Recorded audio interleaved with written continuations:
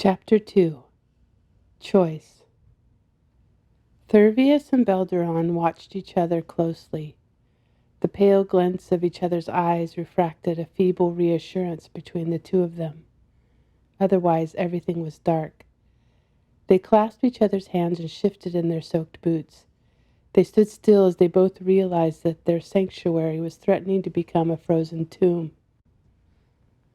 The many days of snow had trapped them in this small cave. With all their furs and blankets, they had made a warm nest for themselves against the dark rock, and up until now it had warmed them. But suddenly from the darkness a gush of warm water had mysteriously flowed in from the back of the cave, soaking their sisal and wool insulation and the backs of their patchwork rabbit fur cloaks. And most cruelly, it had extinguished their fire. They sat stunned as the insidiously quiet water settled over the floor and began to chill. Night was deepening, and they knew they must make a move. Yet they remained immobile, staring wordlessly at each other. But there was more than just the flood into the cave. Their concern went far beyond their soaked belongings. A strange roar had resounded through the rock as the mountains spit the warm water into their shelter. It shook the cave and reverberated into their very bones. To leave the shelter could put them at the mercy of the source of that roar. To stay would begin a painful descent into the cold. Their next action hid from them with cruel disdain. Belderon saw the golden sheen of Thervius' skin in the trickling pale moonlight. He ached to feel so helpless with his new companion. He had never felt helpless with anyone. He always knew what to do, how to respond to every catastrophe. Belderon was sprung from a great mountain range far to the east, and in his homeland he was an expert mountain man. He could feel his mountain's every move and hear her every direction. He tread her passes with care and knew every plant and animal on her slopes. As a result, he bounded through her treacherous passes and dark valleys unharmed, always returning with gifts of food and medicines for his family. But the minute he stepped foot on this continent, he could hear nothing. These mountains were silent to him. He had tried to listen as he did back home, but it was as if this land did not want to know him at all. This land was indifferent. It could care less about him and his new mate.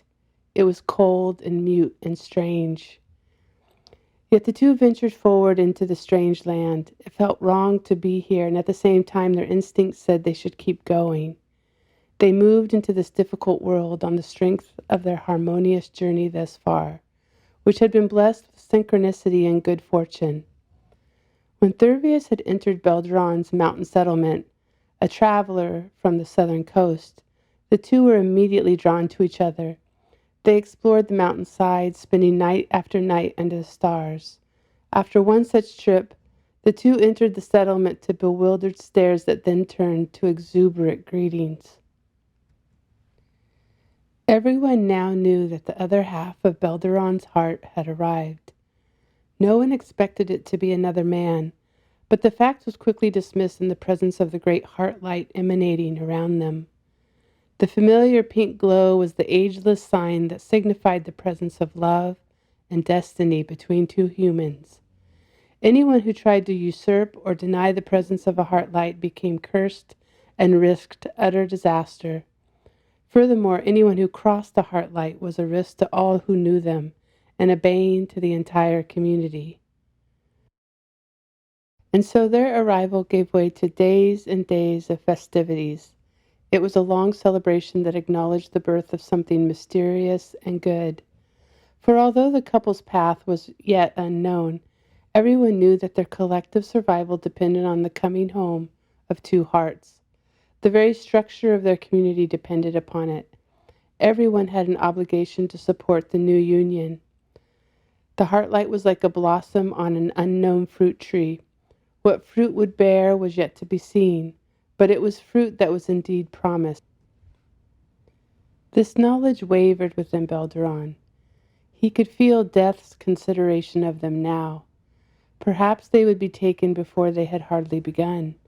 And what had these two helpless humans in their short time together yet offered to life? Thervius peered at Belderon with a placid focus. For off in his warm coastal homeland, an oracle had told him of his future with this man. He did not doubt his partner now. This faith poured over Belderon, and the young mountain man was filled with a sudden, resolute determination. "We must go," he said. Thervius began rolling up the soaked blankets. "Leave them," Belderon said. "They are no use to us now. We will hang them on the boulder by the entrance and get them later. For now we will find dry shelter and build another fire. The storm will eventually cease." The two men ambled to the entrance, woefully unencumbered. They grabbed each other's hands and stepped out into the snow. The falling ice pelted their faces, and they tucked their heads deep into their cloaks. The disdain of this land was palpable. Even the trees seemed to bend away from them, leaving the two humans exposed to the unceasing storm. The two clutched each other, stumbling over snow-covered stones and into the furious wind blowing down the valley. The first rites of their union required a journey. It was a quest that was intended to simultaneously test their intimacy and bring them closer together. Traditionally, it was an adventure of ecstasy and delight. It was also an intense time in which young couples found the tools they would need to navigate the rest of their lives together. They left with the blessing of their people, and in return they had to bring one back. What it would be exactly was unknown. When the eagle at last appeared to show the direction of their first steps together, it had flown in a direction nobody had ever ventured. Thervius and Belderon gripped each other tightly as the chieftain reminded them of their strength and their love, two forces that would surely bring them home safely. Over their nightly fires and along their long hikes into the northwest, the men dreamed of what they would find. They hoped to bring back precious jewels that Belderon sensed could be found in the direction they were heading.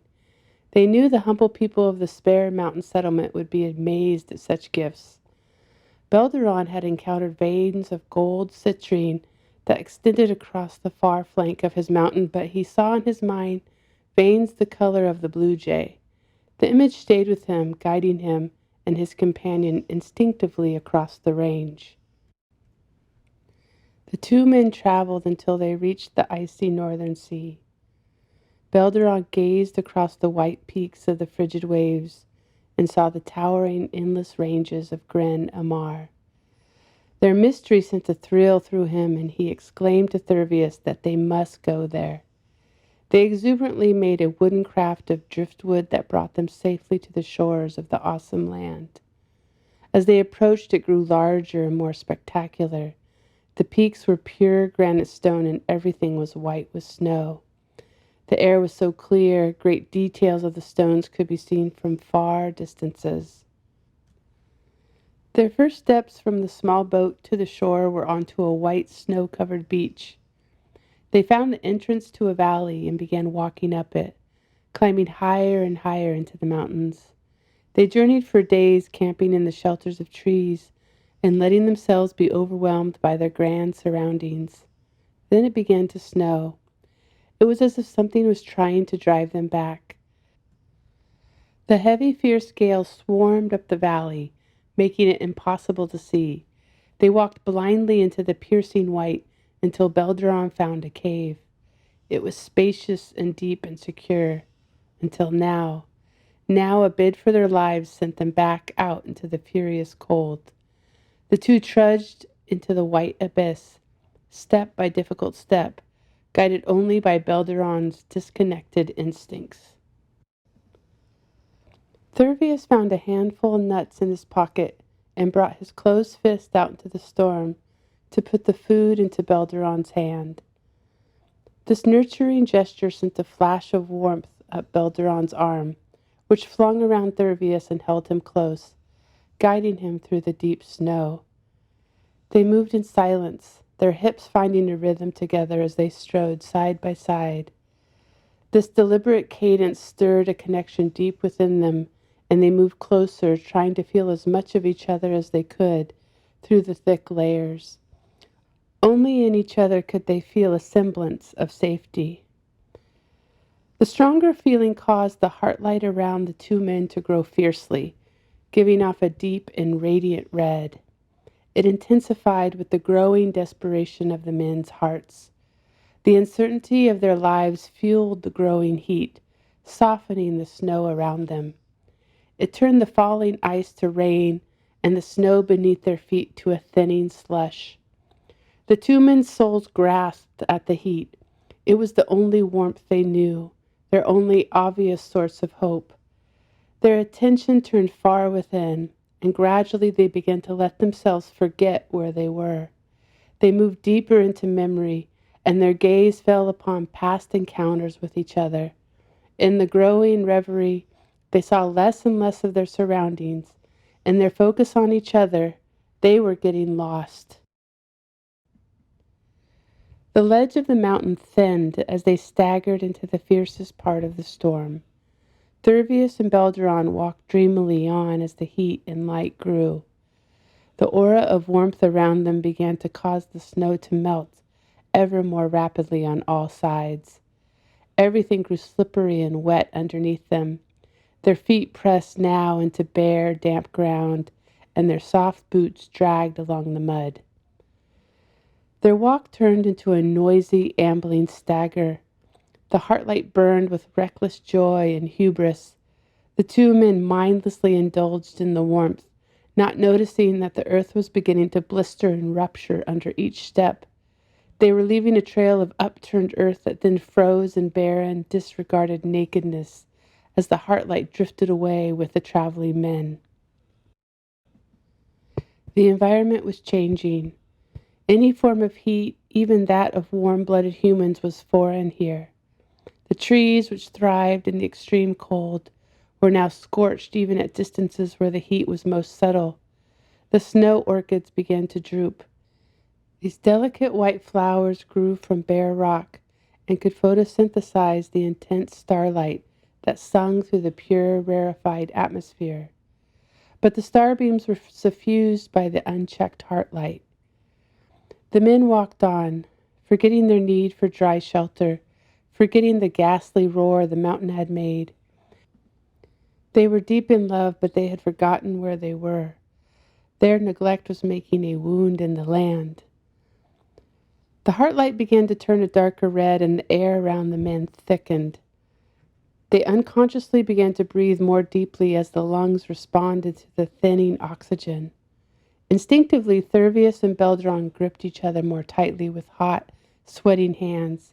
Their weary faces began to glisten with a deep, clammy lethargy. The atmosphere around them swirled and started to congeal, making for distortions in their vision. For the first time in human love's history, the once nurturing heartlight was turning into a suffocation chamber. All their minds could tell them is that they were all alone in a hostile wilderness with only each other to keep warm. They wouldn't let go. They stared dreamily into each other's sleepy eyes and smiled. Thervius and Belderon stopped and embraced, laying their heads on each other's shoulders and closing their eyes. Their oxygen-deprived stupor turned into a half-sleep, which their tired bodies embraced greedily. Warm and drowsy and together, their comfort told them they had all they needed. But they were losing air. The heartlight had solidified into a dark red sack that was closing in and sealing them off from the frozen world, including the fresh air it provided. Their dreamers leaned more heavily into each other, Thervius half snoring and Belderon mumbling a loving good night. Their knees bent simultaneously, and the two embracing men slowly drifted to the damp earth. Snow began to hit the sack and run in watery veins down the forms of the men, collecting in a circle around them. Deep in a drugged sleep, they finally collapsed sideways onto the ground, landing with a clumsy thud that neither man noticed. Air rushed in through the openings around their upturned feet, but the sack began to move to close completely around them. The light was dimming from the thickening membrane. The heat started to fade. The storm continued its steady descent, and the nearby snow orchids sighed into place.